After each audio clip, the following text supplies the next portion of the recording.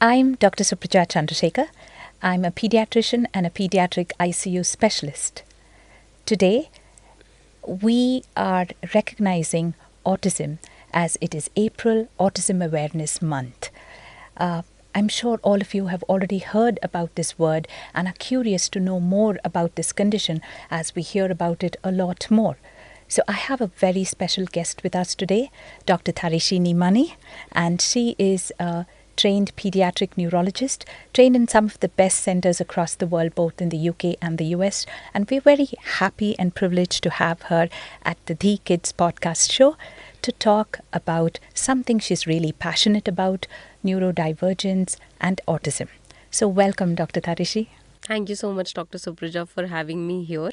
It's actually very nice of your team to take time and effort to spread awareness and to support our families and children who are dealing with autism spectrum disorder. Thank you so much.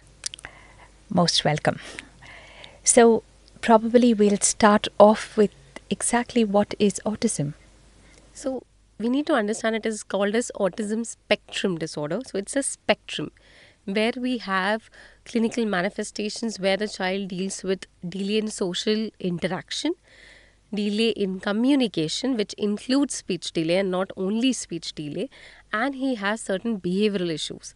The child is not able to mingle with other kids, he likes to be alone, there is poor eye contact, doesn't respond to the parents when they're calling, is not following instructions, likes to be in his own world and doing his own things, and has certain repetitive same behavior which we find it difficult as a family to deal with, excessive tantrum. So this whole spectrum is known as autism spectrum disorder, and very, very important to understand, it's not a disease for which we are looking for a cure. It's a disorder, difficulty in behavior, it's a divergence in the behavior which we need to understand, and if we make those changes, then we can help the child improve and get on to the normal trajectory as much as possible. I think very well said. You first brought out the context that it's not just about speech. There's a whole lot of behavior and social problems associated, and it's not a disease where we go behind labels and cures. Why are we talking so much about autism? Why has it become so common? That's a question I'm often asked almost on a daily basis. So actually, when I was doing my MD pediatrics, we had just one kid and we were all called as residents to come and see the case and to understand, to know about the condition. And now in my daily practice, every day I see 4 to 5 children walking in with these difficulties referred by families, schools, even different pediatricians. So we have a rise. According to the IAP, it is 1 in 68. This is 2021. And I don't know what, we still need to find out what are the exact numbers today, but it is much more. And I would say it's part of our norm as a daily society, and we need to accept and understand. Why it is increasing? Definitely the awareness is more. People are reaching out early. Parents are understanding the condition better and they are coming. Second, we have broadened the criteria. A lot of things which were not included is now become a part of the spectrum disorder. And that is just because we need, so that the parents, the child gets that name and then he gets the help in the right direction and at the right time. If we don't know what is the diagnosis, we won't be able to intervene or take action. So that is why the spectrum has been broadened and we have more children coming into that spectrum. And the third thing is the cause. So what are the risk factors for autism? So 50 to 60% of the time autism is genetic, but it's an interplay between the genetic factors and the environmental factors. And there are a whole lot of environmental factors. It actually starts way beyond before the child is born. The advanced maternal and paternal age, the what is the condition of the mother during pregnancy, the maternal stress, is she on any pills, any psychiatry issues, what is the environment during the pregnancy, is there any comorbidities like hypertension, diabetes, delivery related issues, whether it was a difficult delivery, the child was low birth weight, he was a premature child, had a prolonged in ICU care. All are these children who are at risk of developing autism spectrum disorder or autism like symptoms. Then children who have, neonatal hypoxia. Later, the environment, excessive gadget exposure, screen time. How much is the human interaction? How much is the social interaction? We used to have, it says, like we had our grandparents, cousins, whole family around us to take care, we learned so much from them. But today's children have from school to home to gadget, and that is a very small circle. All these are probably is changing in our environment very fast before we can understand this, and it is definitely contributing to even the change in our genetic makeup, which is leading to more and more cases with autism spectrum disorder. We are still yet to understand the exact numbers and to determine what exactly is the cause of autism spectrum disorder. So, well, from listening to you, I can understand that there are a whole gamut of factors starting way beyond the birth of the child itself, genetic, environmental, etc. So, it's not a single thing that could cause or we could change. Right. So, again, because of the fear and the worry that there is no cure, many parents come to me, especially the new parents, and they say, as a new parent, how do I actually recognize the signs of autism, or when do I pick it up? So, how would we answer that? So it's simple. When every child after birth is going to for vaccination to their pediatricians, in the first 2 years of life, every 2 to 3 months, they're going for their normal visits to the pediatrician. It's very important to track the developmental milestones. It's parents focus on walking, on sitting, on the gross motor milestones. Yep. It's very, very important to look at the social and the speech milestones. By 6 months of age, is the child smiling back at you? Simple gestures. By 9 months, is he doing hi, bye? Not even speaking, but is he looking at you with expression, understanding your emotion?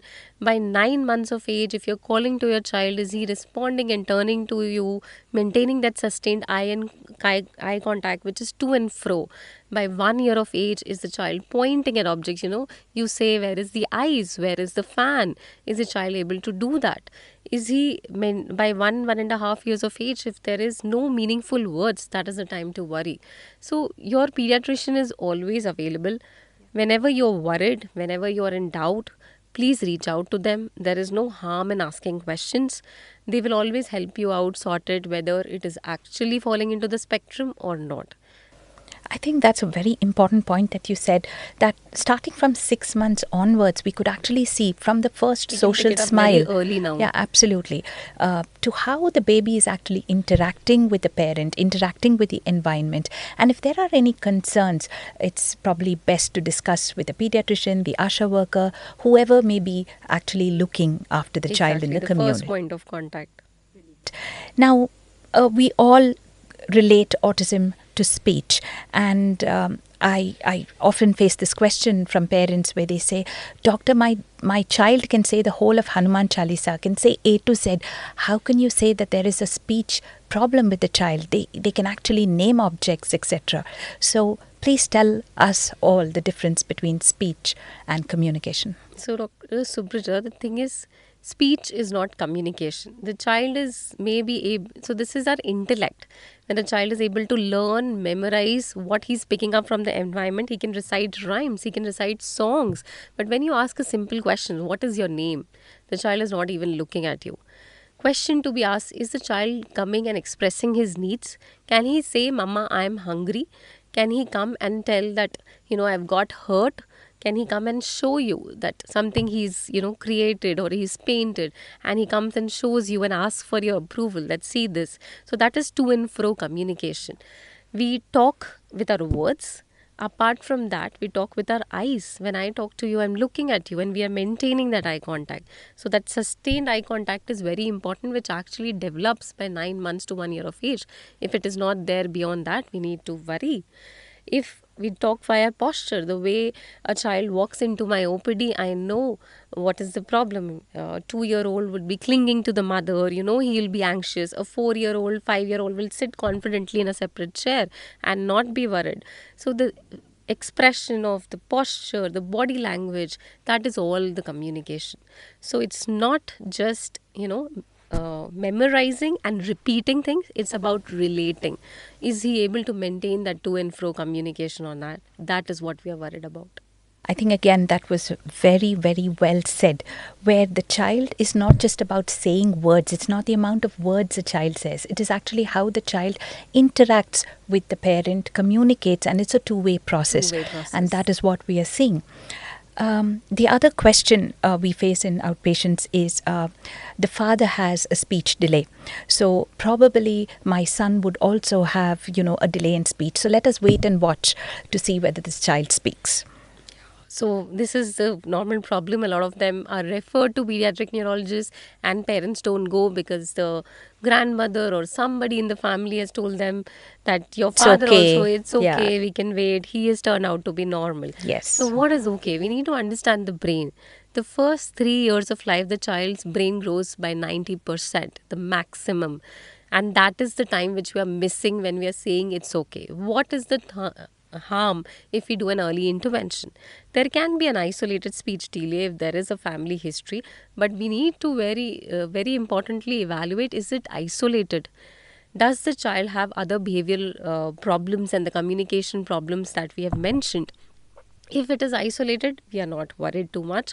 But again, I would say that child also would benefit with intervention. If there is behavioral issues, if there is, poor eye contact, communication delay, the child is having tantrums which are unmanageable, there is restrictive, repetitive behavior, it has to be recognized early. And the more early we intervene, the more possibility for that child to be as normal as possible. Because the changes which we can make in the first 5 years of life, it cannot be done beyond that. The pace is very slow, the velocity would be, the more time and effort would be needed to bring the same results. So we're missing on the golden time if we don't act early.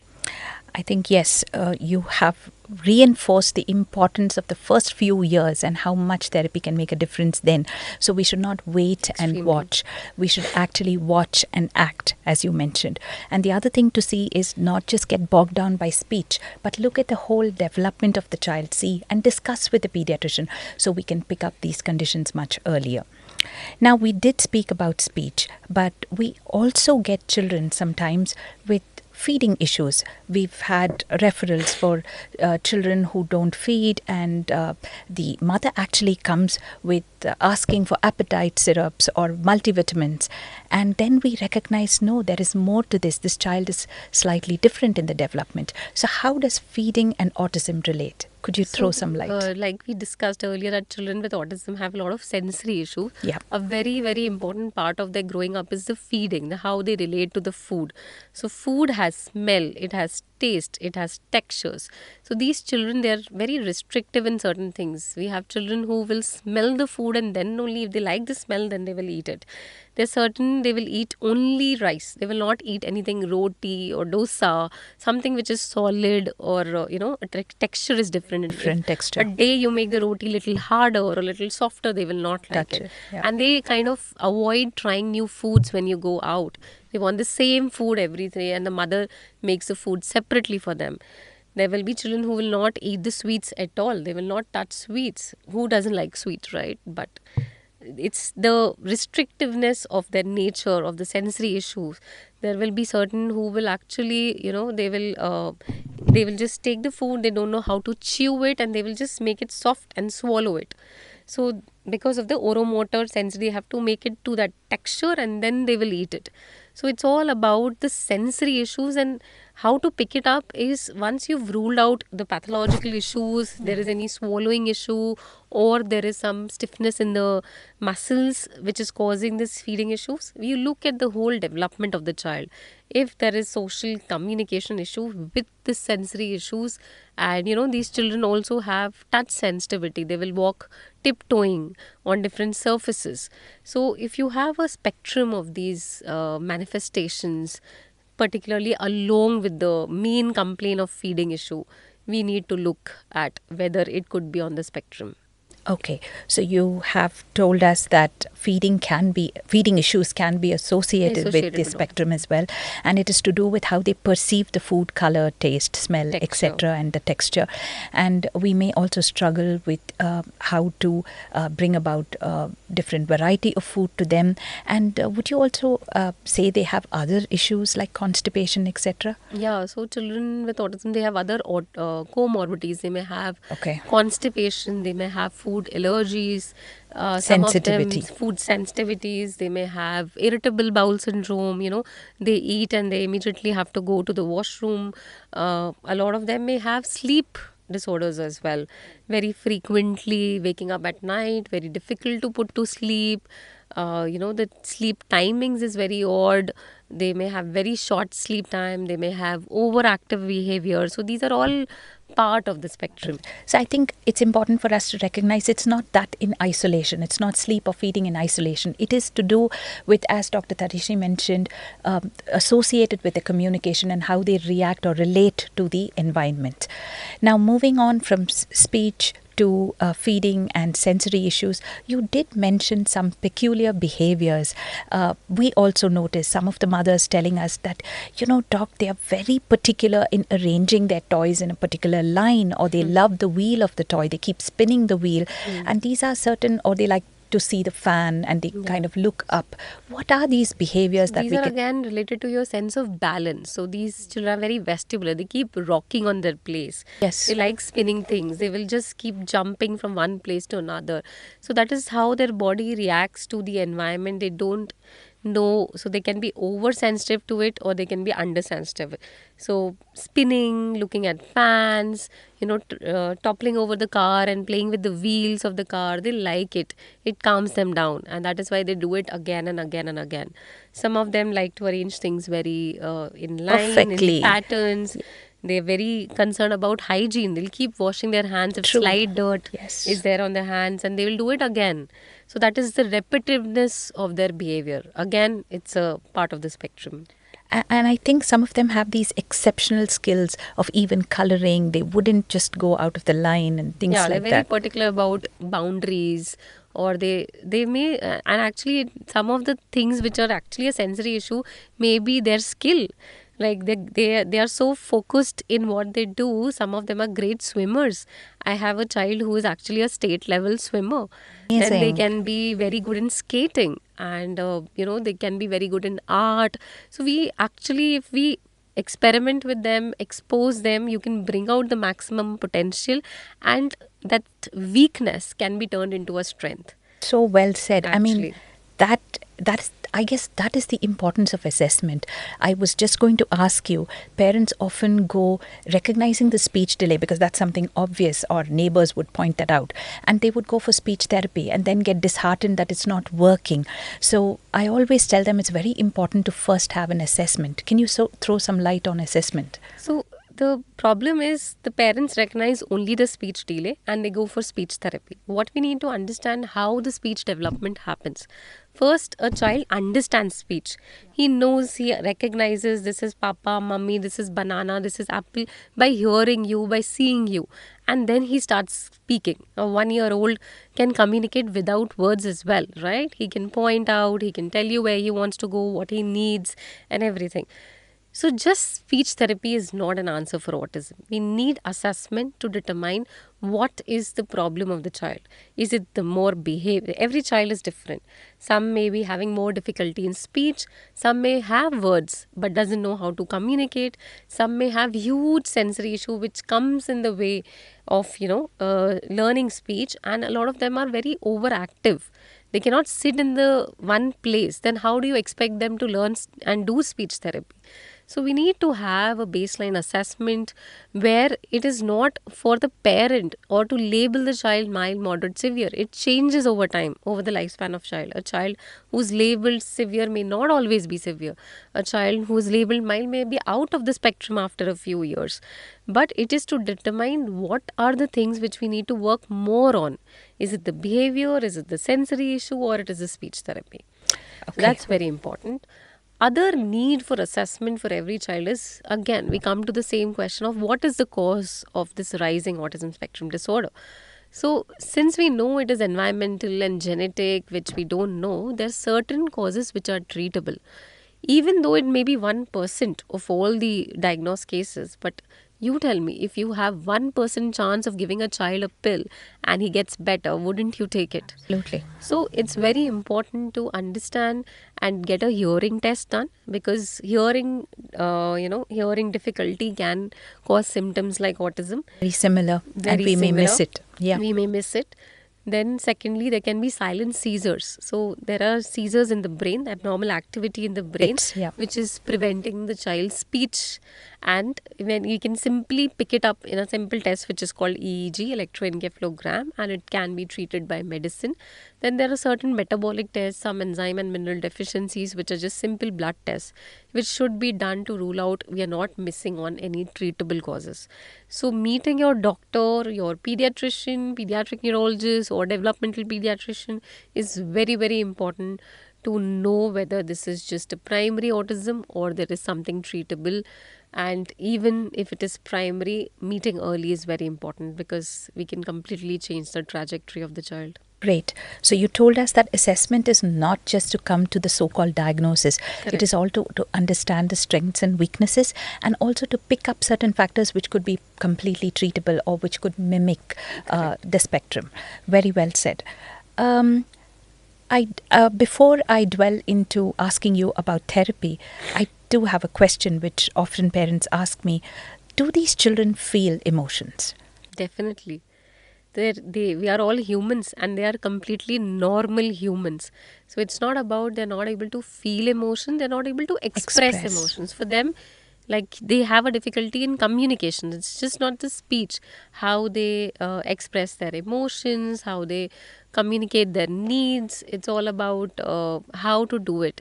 And for them, everything can be in the form of their stimming or tantrum or crying, because that is where we can help them by therapy to help them understand how to express their needs.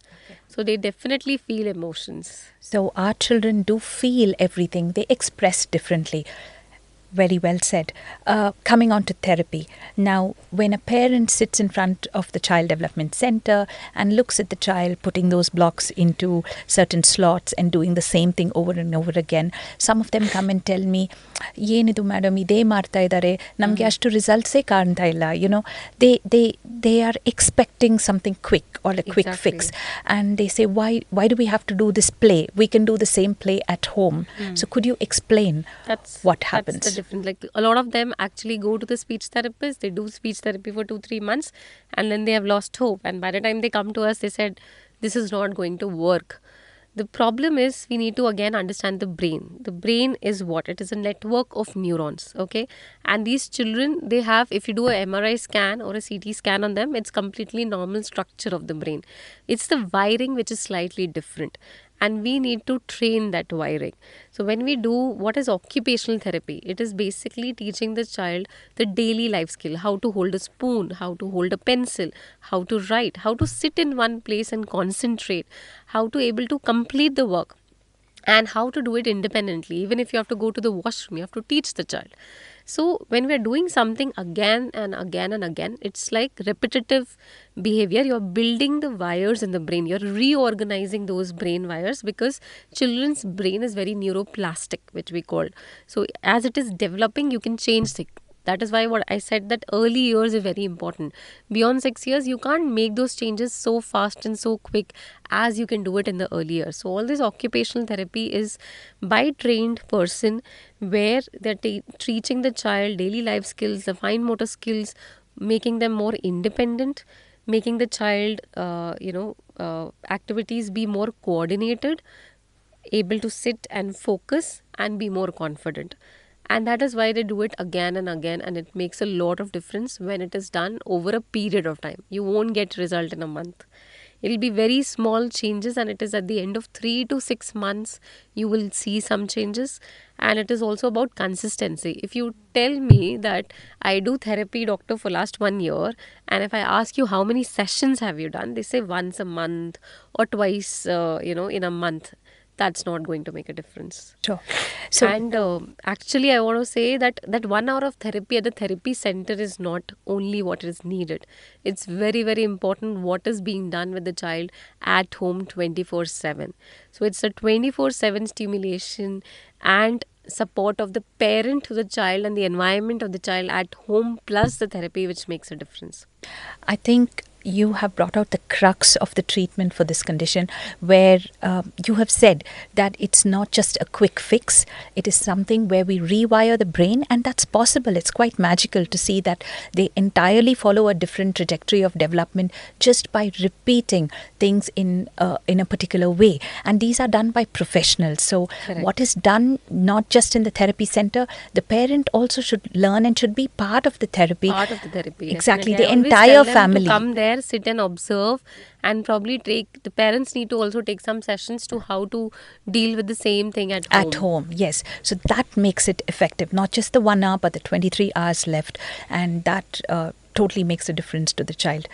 Thank you for that. That was very well said. So we did speak about the condition, the how to recognize it, the various manifestations, as well as the therapy. Now, the internet is full of autism and screen. So what do you have to say about how screen impacts? So I think I want to say that screen definitely doesn't cause autism. So Yep. we don't need the parents to feel guilty that if they've given a screen, it is them causing autism to their child.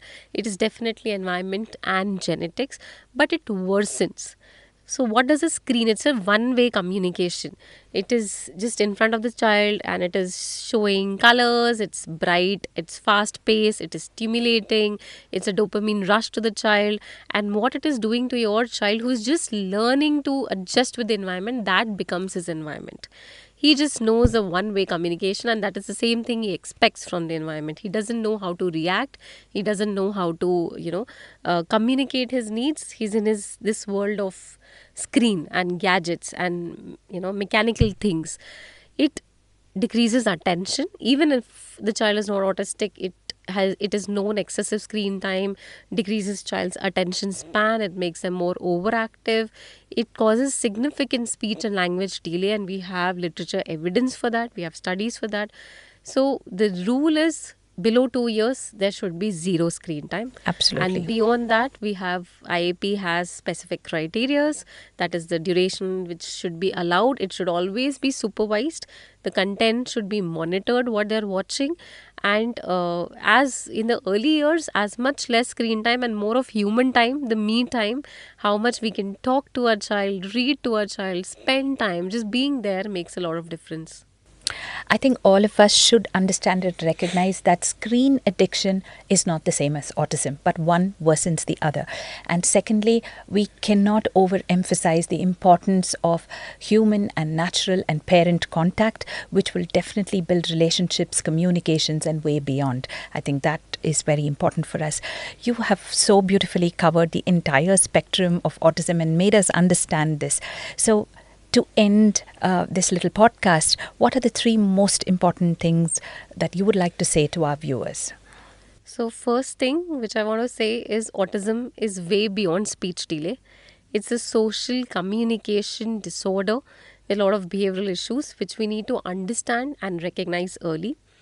Second is early recognition is very, very important. Please don't hesitate to ask questions to your doctor. They're there to help you, to walk you through this journey if you have to deal with it. And there are a lot of things we can do in the early years by intervention to change the trajectory of your and your child's life. And a third thing is to the community. To all of us, we need to make this society more inclusion, and inclusion starts with us. Are we empathetic to a child who's throwing tantrum in a restaurant or in a school? Instead of staring eyes, can't we just be kind and give them space? Let's all be more inclusive as a society, more accepting, and show more kindness. And that is my message to all of us on this World Autism Month. So as Tarishi said, it's very important for us not just to be aware, but also to appreciate and to make that difference to those parents and to the community on the whole. So thank you so much, Dr. Tarishi. It was lovely having you here with your valuable insights. And we close this session of Super Specialty Series podcast at DHEE Kids. most importantly, we would love to hear your comments, thoughts, and we would also want to answer all your questions because it's very important that we keep this conversation going. So stay tuned for the next podcast series coming up. Thank you.